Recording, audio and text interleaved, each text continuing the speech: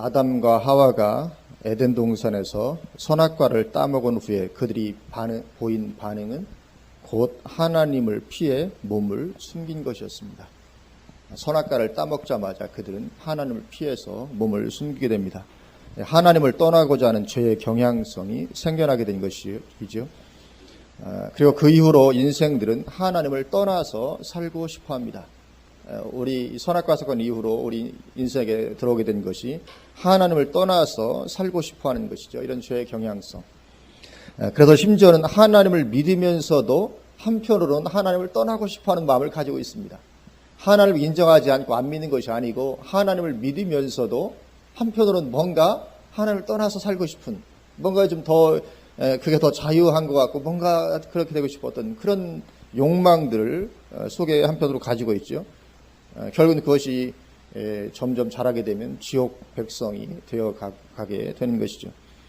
그래서 하나님께서 선택하신 북왕국 이스라엘도 이스라엘 나라가 남과 북으로 나뉘어지게 되죠. 우리나라 한국처럼.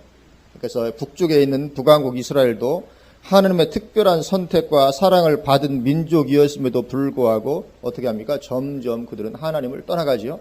그러다가 마침내 주전 722년에 완전한 심판과 멸망으로 들어가 버리고 맙니다.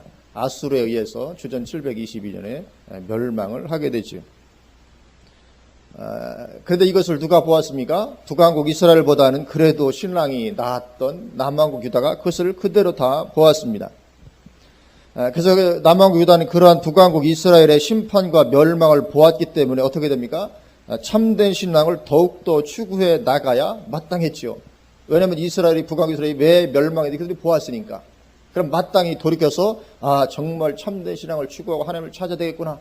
그렇게 나가야 마땅했습니다. 그러나 남왕국 유다는 그렇게 하기는커녕 오히려 북왕국 이스라엘보다도 더 죄된 길로 행하다가 역시 주전 586년에 심판과 멸망으로 들어가게 되고 말죠. 바벨론에서 완전히 멸망을 당합니다. 그러면 그렇게 이스라엘과 유다의 그러한 신앙 행태와 그로 인해서 멸망당한 것이 오늘날 우리 신앙생활과 무슨 관계가 있다는 것인가 그렇게 생각할지도 모릅니다. 왜냐하면 우리는 흔히 구약 이스라엘 백성들의 타락과 멸망은 복음이 모든 민족에게로 전파되기 위해서 확장되기 위해서는 당연히 있어야 하는 과정이기 때문에 불가피한 것이었다고 쉽게 넘어가 버리고 마는 그런 경향이 있습니다. 왜냐하면 신학적으로 복음이 모든 민족의 이방인들에게 전파되기 위해서는 이스라엘이 넘어진 것이 있어야 되니까 그래서 그들이 넘어진 것이지 우리는 쉽게 그렇게 넘어가 버리고 맙니다. 물론 이것은 전적으로 틀린 말은 아니지만 그렇게만 보는 것은 절반만 보는 것입니다. 왜냐하면 이스라엘의 신앙생활과 그 결과는 오늘날의 우리의 신앙생활에 대한 경고로 또 본보기로도 주어져 있는 것이기 때문에 그렇죠. 그래서 고린도전서 10장 6절에 이러한 일은 우리의 본보기가 되어 구약 이스라엘 백성들의 일입니다. 우리의 본보기가 되어 우리로 하여금 그들이 악을 즐겨한 것 같이 즐겨하는 자가 되지 않게 하려 함이니 또 11절에 그들에게 일어난 이런 일은 본보기가 되고 또한 말세를 만난 우리를 깨우치기 위하여 기록되었느니라 그렇게 말씀합니다. 말세를 만난 오늘날의 우리를 깨우치기 위해서 구약 이스라엘 백성들의 신앙 행태와 그로 인한 결과가 성경에 기록된 것이다 그렇게 말씀합니다. 이거 로마서에도 똑같은 말씀합니다. 로마서 11장 20절에서 22절에 옳도다 그들은 믿지 아니함으로 꺾이고 여기 그들은 이스라엘 백성들이죠. 그들은 믿지 아니함으로 꺾이고 너는 믿음으로 섰느니라 높은 마음을 품지 말고 도리어 두려워하라 하나님이 원 가지들도 아끼지 아니하셨은즉 너도 아끼지 아니하시리라. 그러므로 하나님의 인자하심과 준엄하심을 보라. 넘어지는 자들에게는 준엄하심이 있으니 너희가 만일 하나님의 인자하심에 머물러 있으면 그 인자가 너희에게 있으리라. 그렇지 않으면 너도 찍히는 바 되리라. 그러니까 구약 이스라엘과 우리가 다르지 않다는 것입니다. 구약이 이방인들에게 복음이 증거되기 위해서 마땅히 그들이 넘어져야 됐으니까 넘어진 것이다. 그게 아니라는 것이죠.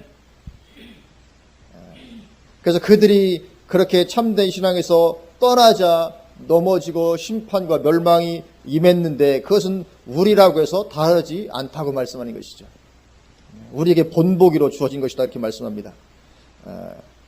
그래도 우리도 똑같이 그들과 다를 바 없이 하나님을 떠나고자 하는 경향성을 가지고 있는 것이죠.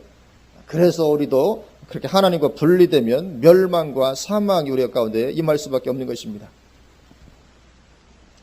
그래서 이런 성경을 보면서 이 구약 이스라엘 백성들의 신앙 행태와 그 결과를 우리는 우리 삶의 본보기로 삼고 주님 오신 그날까지 참된 신앙을 줄기차게 추구해 나가야 되는 것인 줄로 믿습니다. 그래서 이 남왕국 유다도 자기들보다 먼저 망한 북왕국 이스라엘의 멸망을 본보기로 삼았어야 됐지요. 본보기로 삼고 깨닫고는 하나님을 찾는 대로 돌이켰어야만 하는 것입니다. 하나님은 그걸 원하셨던 거죠. 남왕국 유다를 향해서도 그걸 원하셨던 것입니다. 그러나 그들은 그렇게 하지 않고 그래서 똑같이 심판과 멸망 가운데로 들어갈 수밖에 없었던 것입니다. 오늘 본문 3장 6절에서 8절에 그것을 말씀합니다. 오늘 본문 3장 6절에서 8절에 보면 요시야 왕 때에 여호와께서 또 내게 이르시되 너는 배역한 이스라엘이 북왕국 이스라엘 가리키는 거죠. 행한 바를 보았느냐. 그가 모든 높은 산에 오르며 모든 푸른 나무 아래로 가서 거기서 행음하였도다. 여기 행음하였다는 것은 결국 하나님을 떠나서 우상숭배한 것을 가리키는 것입니다. 그가 이 모든 일들을 행한 후에 내가 말하기를 그가 내게로 돌아오리라 하였으나 하나님이 기대하심이죠. 그러나 아직도 내게로 돌아오지 아니하였고 그의 반역한 자매 유다는 그것을 보았느니라. 이스라엘이 그걸 봤다는 거죠. 남왕 유다가 내게 배역한 이스라엘이 간음을 행하였으므로 내가 그를 내쫓고 그에게 이혼서까지 주었으되, 여기 이혼서를 주었다는 말씀은 아수르에 의해서 멸망당한 것을 그렇게 표현하는 것입니다. 완전히 이제 망하게 하신 거죠. 주었으되 그의 반역한 자매 유다가 두려워하지 아니하고 자기도 가서 행음함을 내가 보았노라. 북왕국 이스라엘이 그래서 하나님을 떠나서 멸망하고 심판을 들은 것을 보았음에도 불구하고 두려워하면서 이제 자기는 돌이켜야 되는데 그렇게 하지 않고 자기 똑같이 가서 그런 타락의 길을 걸었고 그래서 멸망하게 된 것을 말씀을 하고 있습니다. 그래서 이렇게 똑같이 북왕국 이스라엘과 똑같이 심판과 멸망 직전에 있는 남왕국 유다에게 하나님께서 예레미야 선지자를 보내서 경고하시고 돌이키라고 외치도록 하셨던 내용을 기록하고 있는 것이 예레미야서죠. 남왕국 유다를 향해서 너희들 똑같이 망할 것이다. 돌이켜라. 계속 선포하고 외치도록 하셨던 것을 기록하고 있는 것이 예레미야서입니다. 그래서 예레미야서는 25장까지 그러한 예레미야를 통한 설교가 12편의 설교로 구성이 되어 있습니다. 그래서 25장까지는 계속 설교가 계속 이어집니다. 12편이 이어지게 됩니다. 그리고 오늘 본문은 그중 두 번째 설교의 일부분입니다. 그래서 남왕국 유다에게 그렇게 하나님께서 경고하시면서 이렇게 말씀을 주시는데, 그러면 오늘날에도 그렇게 이스라엘 백성들의 불신앙과 멸망을 보면서 우리가 경각심을 가지고 하나님께로 돌이켜야만 하는 그런 때인가 하는 것이죠. 말하자면 마치 지금 멸망 직전에 남왕국 유다와 그런 유다의 상황과 비슷한 유사한 그런 상황 가운데 우리가 있는가 하는 것이죠. 바로 그런 것입니다. 지금 이때가 바로 그런 때에 도달해 있는 것입니다. 오늘 본문의 남왕국 유다는 아직 멸망 전이었죠. 돌이켜야만 하는 상황이었습니다. 그처럼 오늘날에 우리도 지금 돌이켜야만 하는 그런 때 가운데 있다는 것입니다. 사실 우리는 꼭 구약의 이스라엘을 보지 않아도 가까운 시대의 역사들을 돌아보고도 우리는 돌이켜야 함을 깨달아야 됩니다. 꼭 구약까지 그 시대까지 가지 않더라도 우리 지금 살고 있는 바로 직전에 했던 그 시대 상황을 보아도 우리는 돌이켜야 함을 깨달아야 됩니다. 말하자면 유럽의 교회죠. 유럽의 교회 완전히 무너졌잖아요. 지금은 우리가 선교해야 될 선교지로 변해버렸습니다. 유럽 교회 완전히 무너졌습니다. 도리어 지금 선교사가 들어가서 선교해야 될 그런 상황 가운데로 빠져버리고 말았습니다.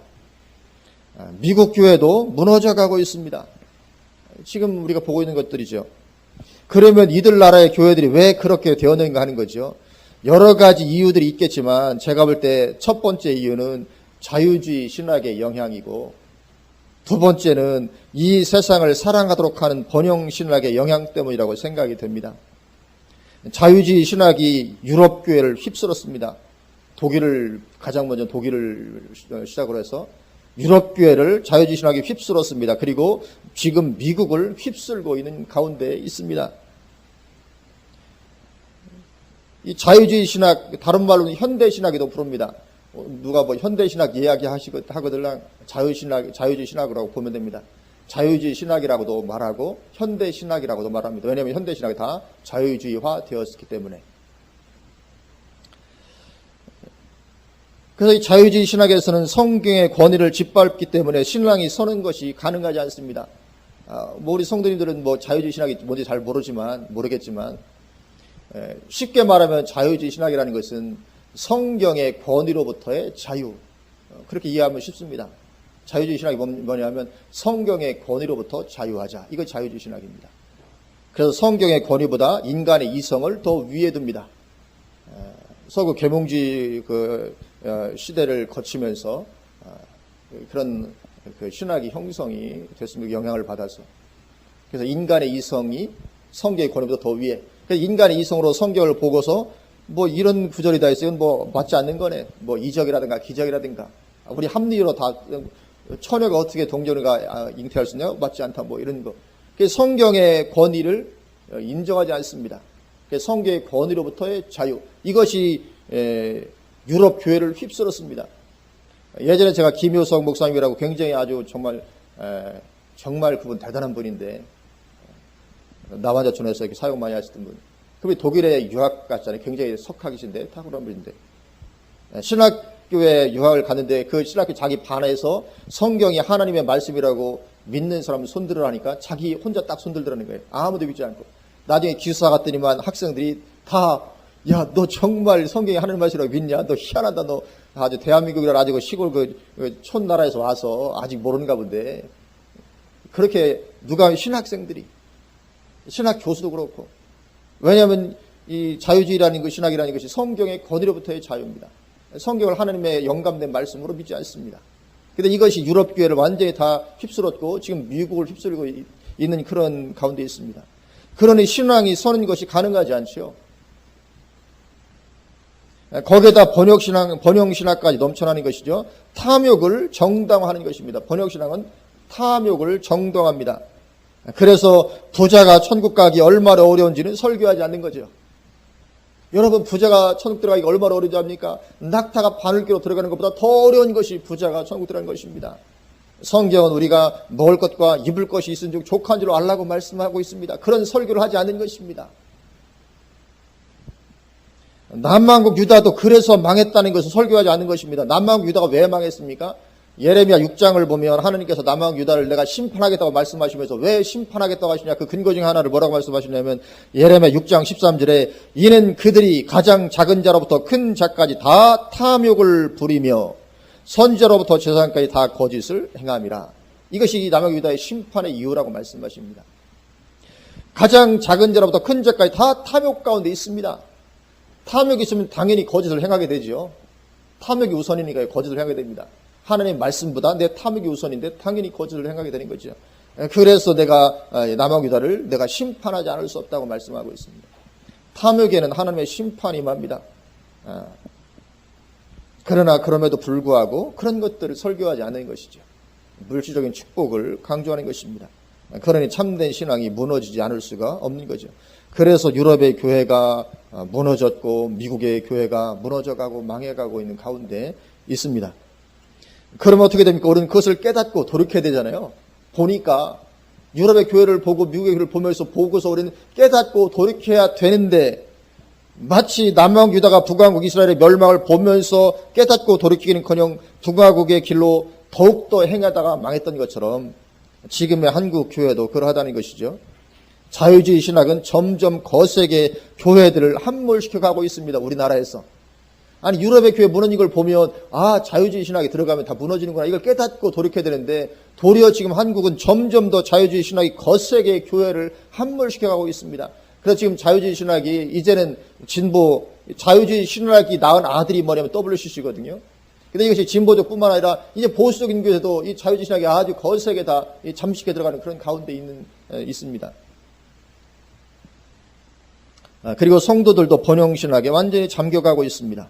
그게 선악과인 줄을 모르고 있습니다. 사실 그게 선악과입니다. 번영주의 신학이 그게 바로 선악과입니다. 굉장히 먹음직도 하고 고함직도 하게 보이죠. 그 먹는 순간 죽는 것입니다. 그래서 유럽 교회처럼 망하는 그 길로 그대로 들어서고 있는 것이죠. 이것이 오늘날의 심각한 위기를 보여주고 있는 것입니다. 그래서 우리는 깨닫고 돌이켜야만 하는, 마치 남한국 유다의 오늘 본문의 상황 같은 상황 가운데 있는 것이 지금 한국 교회의 현 상황인 것이죠.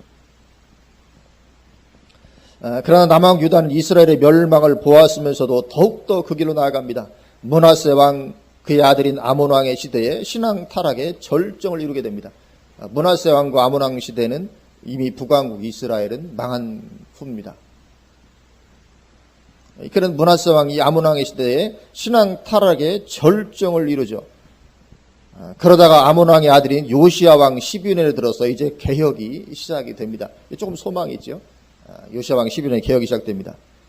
그 내용이 역대하 34장에 있습니다. 우리 한번 성경을 좀 찾아보실까요? 오늘 본문에 주보를 껴놓으시고 역대하 34장으로 한번 가보십니다. 역대하 34장 1절부터 제가 봉독하겠습니다. 요시야가 왕위에 오를 때 나이가 8세라. 8살에 왕이 됩니다. 왜냐하면 아버지가 일찍 죽었기 때문에 왕으로 2년밖에 통치를 못하고 아몬 왕이 죽습니다. 8살에 8세에 왕이 됩니다.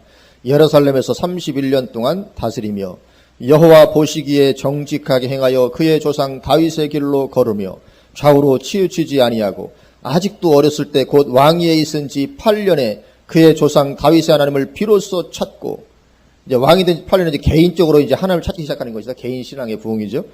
찾고 제 12년에 유다와 예루살렘을 비로소 정결하게 하여, 왕이 된 지 12년, 8살 때 왕이 됐으니까 한 20살 정도 때 됐겠죠. 12년에 이제 개혁을 시작합니다. 그 산당들과 아세라 목상들과 아로새긴 우상들과 부어 만든 우상들을 제거하여 버리매 무리가 왕 앞에서 바알의 제단들을 헐었으며 왕이 또 그 제단 위에 높이 달린 태양상들을 찍고 또 아세라 목상들과 아로새긴 우상들과 부어 만든 우상들을 빻아 가루를 만들어 제사하던 자들의 무덤에 뿌리고 제사장들의 뼈를 제단 위에서 불살라 유다와 예루살렘을 정결하게 하였으며 또 므낫세와 에브라임과 시몬과 납달리까지 사면 황폐한 성읍들도 그렇게 행하여 제단들을 허물며 아세라 목상들과 아로새긴 우상들을 빻아 가루를 만들며 온 이스라엘 땅에 있는 모든 태양상을 찍고 예루살렘으로 돌아왔더라. 아멘. 굉장히 막 뭔가 엄청나게 막 개혁이 일어나는 것 같죠? 신앙 부흥이 막 엄청난 것 같습니다. 이처럼 요시야 12년에 신앙의 개혁이 시작되었습니다. 그리고 예레미야가 사역을 시작한 때는 요시야 왕 13년입니다. 1년 뒤, 개혁 시작하고 1년 뒤. 그 예레미야 1장 1절 2절 보면 나오죠. 베냐민 땅 아나도세 제사장들 중 힐기야의 아들 예레미야의 말이라. 아몬의 아들 유다 왕 요시야가 다스린 지 13년에 여호와의 말씀이 예레미야에게 임하였고, 그러니까 요시야 왕은 12년에 개혁을 시작했고 예레미야는 13년에 사역을 시작했습니다. 그렇다면 오늘 본문은 예레미야의 두 번째 설교니까 요시야가 개혁을 시작한 이후에 주어진 말씀이 틀림없죠. 이미 개혁이 시작된 이후입니다. 그렇다면 좀 이상하죠. 왜냐하면 역대하 34장을 보면 대단히 개혁이 되고 있는 그런 것 같이 보이는데 오늘 본문을 보면 하나님께서 강력하게 경고의 말씀을 하고 계시는 것입니다. 아니 이상하죠. 분명히 개혁이 이렇게 진행되고 있는데 하나님은 강력하게 경고의 말씀을 주십니다. 왜 그럴까요? 그 이유가 오늘 본문 예레미야 3장 10절에 그 이유가 있습니다. 3장 10절 보면 이 모든 일이 있어도 그의 반역한 자매 유다가 진심으로 내게 돌아오지 아니하고 거짓으로 할 뿐이니라. 여호와의 말씀이니라. 그래서 신앙이 개혁되고 하나님께 돌아오기는 하는데 진심으로 돌아오지를 않는 것입니다. 그냥 겉으로만 돌아옵니다. 거짓으로 그냥. 이게 심각한 위기인 것이죠. 예, 마음으로 진심으로 돌아와야 될 텐데 그렇게 하지 않는다는 것입니다. 물론 껍데기는 돌아오죠. 껍데기까지 안 돌아오는 건 아닌데 껍데기는 돌아오는데 마음이 사실은 돌아와야 되는데 그렇게 하지 않는다는 것입니다. 이게 오늘날에도 여전히 가장 큰 문제인 거죠. 마음으로 진실되게 돌아오는 사람이 드문 것입니다. 오늘 본문 14절에 여호와의 말씀이니라. 패역한 자식들아 돌아오라. 나는 너희 남편임이니라. 내가 너희를 성읍에서 하나와 족속 중에서 둘을 택하여 너희를 시온으로 데려오겠고. 이 시온으로 데려옵니다. 이것은 이미 그 포로로 붙잡혀간 이후에 대해서 주신 말씀인데요. 거기 보면 너희를 성읍에서 하나와 족속 중에서 둘을 택하여 데릴 거라고 말씀합니다. 얼마나 소수입니까? 성읍에서 한 명, 너희 족속 중에서 2명을 택해서 돌아올 것이다. 아주 극히 소수입니다. 이렇게 마음에서부터 참된 신앙으로 돌이키는 사람이 드문 것을 보여주고 있는 것입니다. 굉장히 얼마나 적은지 모릅니다. 아니 그 성에서 한 명, 족속 중에서 2명. 그러니까 요시야가 개혁을 시작했을 이 역대하 34장 때에 사람들이 진심으로 그렇게 하나님께 돌이킨 것이 아니었던 것을 보여주고, 그랬다는 것은 그 후에 이제 율법책 6년이 지나서, 개혁이 시작하고 6년이 지나서 이제 율법책이 발견되는데, 그 율법책이 발견됨으로 말미암아 이제 본격적으로 개혁이 시작되었던 열왕기하 22장 3절 이하를 보면 또 알 수 있습니다. 우리 한번 또 열왕기하 22장으로 한번 가보실까요? 열왕기하 22장 3절부터 제가 한번 보겠습니다. 요시야 왕 18째 해에, 그러니까 18년이니까 12년째 개혁 시작해서 6년이 지났죠. 해에 왕이 무슬람의 손자 아살리아의 아들 서기관 사반을 여호와의 성전에 보내며 이르되, 너는 대제사장 hil기야에게 올라가서 백성이 여호와의 성전에 들이는 곧 문 지킨 자가 수납하는 을 계산하여 여호와의 성전을 맡은 감독자의 손에 넘겨 그들이 여호와의 성전에 있는 작업자에게 주어 성전에 부서진 것을 수리하게 하되, 곧 목수와 건축자와 미장이에게 주게 하고 또 제목과 다듬은 돌을 사서 그 성전을 수리하게 하라. 그러나 그들의 손에 맡긴 은을 회개하지 말지니 이는 그들이 진실하게 행함이니라. 대제사장 hil기야가 서기관 사반에게 이르되, 내가 여호와의 성전에서 율법책을 발견하였노라 하고, 구약 율법을 발견합니다. hil기야가 그 책을 사반에게 주니 사반이 읽으니라. 서기관 사반이 왕에게 돌아가서 보고하여 이르되, 왕의 신복들이 성전에서 찾아낸 돈을 쏟아 여호와의 성전을 맡은 감독자의 손에 맡겼나이다 하고, 또 서기관 사반이 왕에게 말하여 이르되, 제사장 hil기야가 내게 책을 주더이다 하고, 사반이 왕의 앞에서 읽음에 왕이 율법책의 말을 듣자 곧 그의 옷을 찢으니라. 그래서 이제 본격적으로 개혁이 더 본격화되기 시작합니다. 그런데 그 이어지는 23장을 보면 그 전에 6년 동안의 신앙이 전혀 새로워지지 않았던 것을 보여줍니다. 23장 1절을 보면 왕이 보내 유다와 예루살렘의 모든 장로들을 자기에게로 모으고, 이에 왕이 여호와의 성전에 올라가매 유다 모든 사람과 예루살렘 주민과 제사장들과 선지자들과 모든 백성이 노소를 막론하고 다 왕과 함께한지라. 왕이 여호와의 성전 안에서 발견한 언약책의 모든 말씀을 읽어 무리의 귀에 들리고, 왕이 단 위에 서서 여호와 앞에서 언약을 세우되 마음을 다하고 뜻을 다하여 여호와께 순종하고 그의 계명과 법도와 율례를 지켜 이 책에 기록된 이 언약의 말씀을 이루게 하리라 하매 백성이 다 그 언약을 따르기로 하니라. 정말 따랐으면 얼마나 좋았을까요?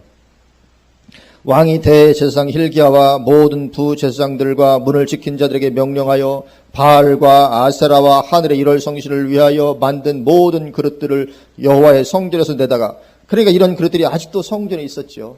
안 치웠어요.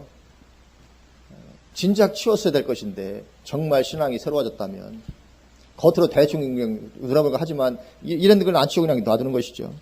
마음이 아직까지 변화되지 않은 것을 보여주는 것입니다. 내다가 예루살렘 밭과 기드론 밭에서 불사르고 그것들의 죄를 베델로 가져가게 하고, 옛적에 유다 왕들이 세워서 유다 모든 성읍과 예루살렘 주위의 산당들에서 분향하며 우상을 섬기게 한 제사장들을 폐하며, 또 바알과 해와 달과 별대와 하늘의 모든 별에게 분향하는 자들을 폐하고, 아직도 여전히 이런 자들이 있었던 것을 보여주고 있습니다. 그러니까 실제적으로는 개혁이 제대로 되지 않았던 것을 보여주는 것이죠. 그래서 요시야 18년까지 여전히 우상숭배가 가득했음을 보여줍니다. 오늘 본문 3장 10절 말씀처럼 진심으로 하나님께로 돌아오지 아니하고 거짓으로만 돌아온 것이죠. 그렇게 진심으로 하나님께 돌아오기가 힘든 것입니다. 결국 이들이 돌아왔습니까? 안 돌아왔습니까? 결국은 돌아오지 않았습니다. 오늘 본문에도 돌아오기로 이렇게, 본문이 아니라 오늘 23장에도 보면 그렇게 했지만 결국은 그들은 돌아오지 않았고, 물론 겉모양으로는 돌아왔지요. 결국은 돌아오지 않았고 그들은 그대로 심판과 멸망에 들어가 버리게 되고 맙니다. 그러한 남왕 유다에게 하나님께서 예레미야를 통해서 참된 신앙으로 돌아오라고 말씀하신 것이죠. 여전히 오늘날의 우리에게도 주시는 말씀입니다. 그러면 참된 신앙으로 돌아온다는 것은 무엇을 말하는 것인가? 오늘 본문 예레미야 3장 끝부분에 보면 22절부터 보면 이제 남방 유다 백성들이 회개하였다고 합니다. 주님, 우리가 회개하겠습니다. 3장 22절부터 마지막 절까지 해서 주님, 우리가 회개하겠습니다. 그렇게 하죠. 그래 하나님께서 그럼 어떻게 해야 참된 회개가 되어서 참된 신앙으로 돌아오게 되는 것인지를 가르쳐 주십니다. 그것이 4장 1절부터 4절까지입니다. 이렇게 하라. 너희들이 회개하기를 원하냐? 참된 신앙으로 돌아오기를 원하냐? 그럼 이렇게 하라. 이것이 참된 신앙이다. 그렇게 말씀해 주십니다. 4장 1절 여호와께서 이르시되 이스라엘아 내가 돌아오려거든 내게로 돌아오라. 내게로 돌아오라. 이것이 참된 신앙의 핵심이라는 것입니다. 너희가 돌아오려거든 내게로 하나님께로, 그래 하나님 그분께로 돌아가는 것이 회개요 참된 신앙입니다.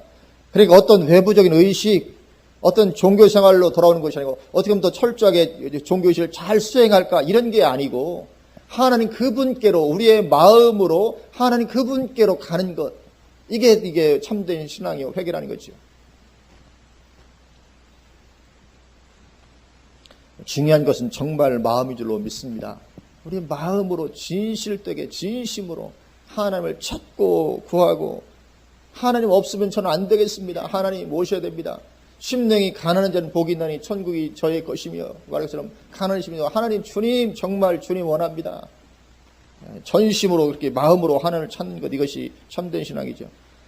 그리고 그렇게 하나님께로 돌아가는 데에는 네 가지가 포함되는 것임을 말씀합니다. 하나님께로 돌아가는, 내게로 돌아 말씀하는데 하나님께로 돌아가는 데에는 네 가지가 포함됩니다. 첫째는 우상을 버리는 것이죠. 1절 하반절에 내가 만일 나의 목전에서 가증한 것을 버리고, 이 가증한 것, 하나님 보시기에 가증한 것, 우상 숭배를 가리키는 것입니다. 하나님보다 더 사랑하는 것이 우상이죠. 하나님보다 더 사랑하는 것이 있으면 그것이 우상입니다. 그래서 탐욕이 우상 숭배라고 성경이 말씀하죠. 탐심은 곧 우상 숭배이라 골로새서에서. 이 세상을 사랑하는 것이 우상 숭배입니다. 그러한 우상들을 버리라는 것이죠. 하나님 외에 어떤 더 사랑하는 것이 있는 것 있느냐? 그거 버리라. 그것으로 너의 우상 되지 않도록 하라. 두 번째는 2절입니다. 하나님께 돌아간 것의 두 번째는 2절. 진실과 공의, 정의와 공의로 여호와의 삶을 두고 맹세하면, 이것은 삶으로 드러나는 신앙의 삶을 사는 것을 가리킵니다.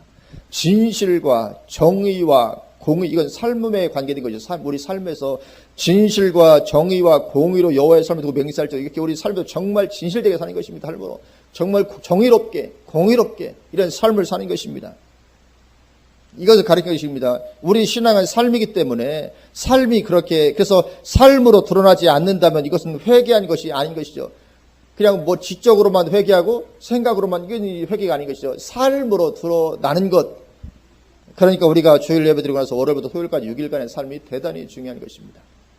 6일간의 삶, 정말 이 삶이 중요한 것이죠.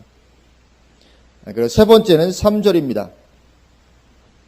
3절 여호와께서 유다와 예루살렘 사람에게 이와 같이 이르노라. 너희 묵은 땅을 갈고 가시덤불에 파종하지 말라. 세 번째는 묵은 땅을 갈아 엎는 것입니다. 여기 묵은 땅은 우리 마음밭을 가리키죠. 묵은 땅을 갈아 엎어서 옥토가 되게 하는 것이죠. 밭에 비유해서 말씀하고 있는 것처럼 마음밭에 비유. 그래서 말씀이 심겨져서 30배, 60배, 100배 결실을 맺게 하라는 것입니다. 그래서 이 가시덤불에 파종하지 말라. 이 파종은 씨를 뿌리는 것이죠. 씨를 뿌리는 것은 말씀을 가리키는 것이죠. 그러니까 말씀에 대한 수용성. 그러니까 우리의 마음이 그렇게 하나님의 말씀을 쭉쭉 빨아들이는 그런 옥토가 되도록 그렇게 말씀을 갈아 엎으라는 것입니다. 우리 마음이 말씀에 대단히 민감해야 될 줄로 믿습니다. 말씀이 쫙쫙 빨아 들어져야 되지, 말씀이 막 튕겨나가고 뭐 말씀이 지루하고 그러면 안 되는 것이죠. 그래서 말씀을 빨아들여서 30배, 60배, 100배 결실할 수 있도록 그렇게 갈아엎으라는 것입니다. 네 번째는 4절입니다. 유다인과 예루살렘 주민들아, 너희는 스스로 할례를 행하여 너희 마음 가죽을 베고 나 여호와께 속하라. 그러니까 마음이 완전히 변화된 새 사람이 이제 되는 것이죠. 이것이 하나님께로 돌아간다는 것에 포함되는 네 가지 것이다, 그런 것이죠. 그런 말씀을 해주고 있습니다. 그래서 이렇게 진실되게 우리 신앙이 변화되고 회복이 되어야 된다는 것입니다. 만약에 그렇지 하지 않으면 어떻게 됩니까? 하나님의 진노가 불같이 임할 것이다.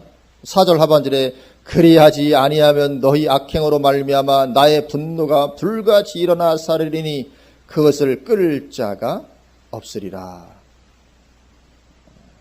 그런데 불행하게도 남한국 유다는 이러한 경고를 받았음에도 불구하고 돌이키지 않고 자기 길을 가다가 결국은 하나님의 이 진노의 심판 가운데 들어가 버리게 되고 말았던 것이죠. 그래서 우리가 경고를 받아야 될 줄로 믿습니다. 참된 신앙으로 돌이키라는 오늘의 이 경고를 우리의 것으로 받아들이고, 그래서 우리가 참된 신앙으로 돌아서서 거기에서 떠나지 않고 주님 오신 날까지 하나님과 동행하는 그런 신앙이 되어야 될 줄로 믿습니다. 물론 오늘 본문 14절 말씀처럼 그렇게 하는 사람은 오늘날에도 소수만이 그렇게 할 것입니다. 14절 다시 한번 보면 여호와의 말씀이니라 배역한 자식들아 돌아오라 나는 너희 남편임이라 내가 너희를 성읍에서 하나와 족속 중에서 둘을 택하여 너희를 시온으로 데려오겠고. 이 성읍에서 하나와 족속 중에서 둘, 하나님께서 시온으로 데려오시는 사람이 왜 이렇게 소수입니까? 왜냐하면 참 신앙으로 돌이키는 사람이 그렇게 소수이기 때문에 그런 것이고, 그런데 그러한 것은 어느 시대나 그렇다는 것입니다. 마지막 때인 지금도 예외는 아니죠.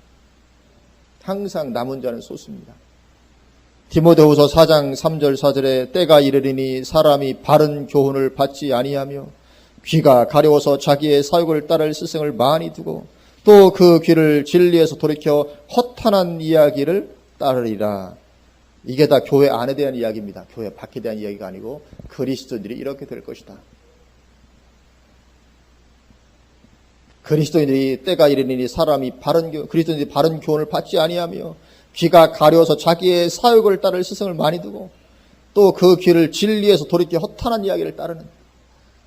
왜 그렇게 될까요? 하나님을 떠나고자 하는 죄의 경향성, 이렇게 우리를 끌어가는 것입니다. 사람은 옛날에 에덴 동산에서 쫓겨난 직후의 사람이나 오늘날의 사람은 똑같습니다. 죄의 경향성을 그대로 다 가지고 있는 것이죠. 그래서 우리에게 이런 죄의 경향성이 있어 우리를 자꾸만 이런저런 끌어갑니다. 자꾸만 끌어가는 것이죠. 참된 신앙으로부터 멀어지도록.